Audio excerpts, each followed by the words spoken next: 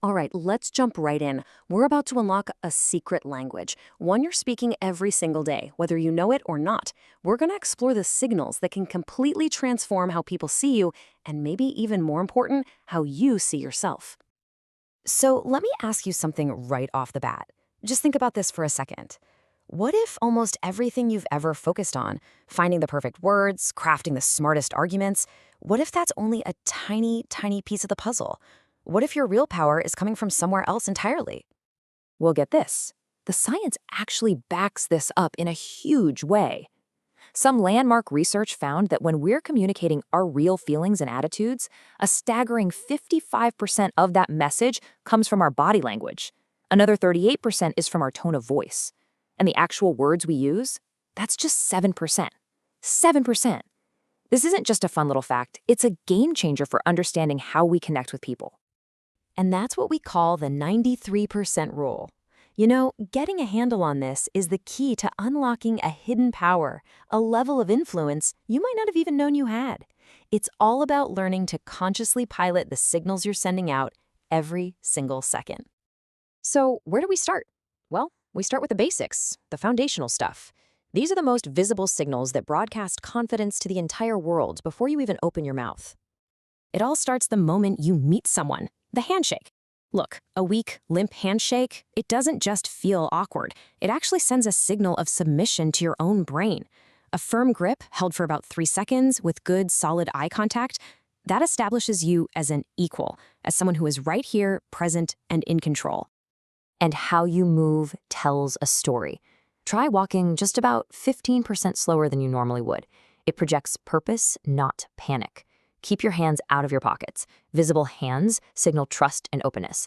And when you sit down, don't shrink. Lean back a little. Take up some space. You're not just taking a seat. You're confidently occupying your own territory. Now, eye contact. It's a real balancing act, isn't it? Too little, and you look nervous, maybe even dishonest. But too much, and you can come off as aggressive or intimidating. The sweet spot, the real key, is holding it for about 3 to 5 seconds at a time. Mastering that little rhythm can totally change the vibe of a conversation.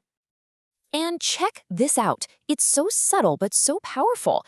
Just the tilt of your head sends a huge message. Chin down, that can signal submission. Tilted way up, that can read as arrogant. But keeping your chin level, parallel to the ground, that's the posture of an equal. It's a tiny adjustment with a massive impact. Okay, so once you've got that foundation solid, we can start building on it. Now let's get into the cues that people subconsciously read as signs of success and power. It's all about how you show up in the room. Think about your shoulders for a second. When they're slouched forward, it's not just bad posture. It literally makes you feel smaller. But pulling your shoulders back, this isn't about being stiff and robotic. It's about physically embodying a feeling of pride. Your body is basically telling your brain how it should feel. It's the same thing with your arms. Crossing them in front of you does way more than just make you look defensive. It's like putting up a physical wall that psychologically closes you off from people, from opportunities. But keeping your arms open, just relaxed at your sides, that signals you're available, you're receptive, and you're confident. You're open for business. You know, real control isn't about being the loudest person in the room. It's about presence. Leaning in just a little when someone's talking shows you're locked in. Pausing for just a beat, like 2 seconds before you answer, shows you're thoughtful, not just reactive.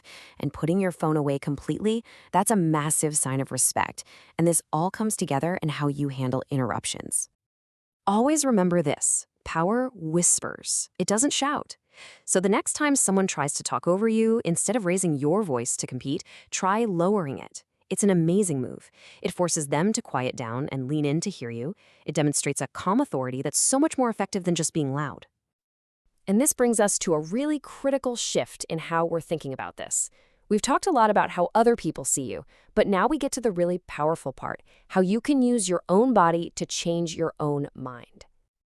Let's talk about how you enter a room. It sets the entire tone.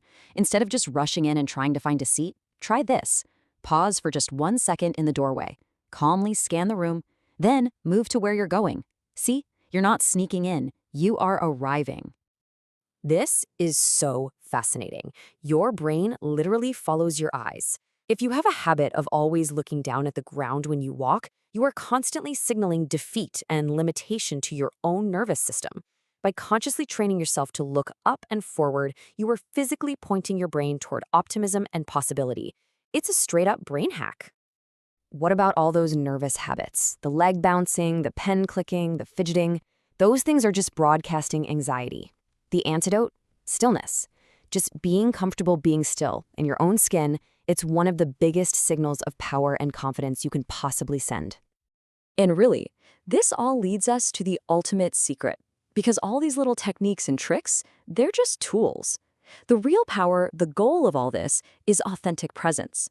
That's when your body language isn't an act you're putting on, but a genuine, natural expression of the confident person you're actively choosing to become. Okay, so we've covered a ton of information, but information on its own doesn't change anything, right? It only becomes powerful when you actually use it. So let's turn this from information into transformation with a really simple challenge. That's it, just 3. I'm not asking you to remember everything we just talked about. I want you to pick just 3 of these secrets, and for the next 7 days, practice them. Like really practice them. Maybe it's the handshake, the head position, and putting your phone away. Whatever it is, just pick 3 and live them for a week. Because here's the most profound, most incredible part of this whole thing. Your body isn't just a billboard for how you feel. It is the factory where those feelings are actually made. When you choose to stand tall, to open up your posture, your body's chemistry literally changes. Your testosterone, the dominance hormone, goes up, and your cortisol, the stress hormone, goes down. So let's be super clear. This is not about faking it till you make it. It's a real biological feedback loop. By changing your physical state, you are actively teaching your mind how to be more confident, how to be more successful. You are literally rewiring your brain from the outside in. And that leaves us with one last simple question. Every single day, you get to make a choice. You can show up as the person you've always been, or you can use your body, your presence to become the person you want to be. The choice is always yours. So, who will you choose to be?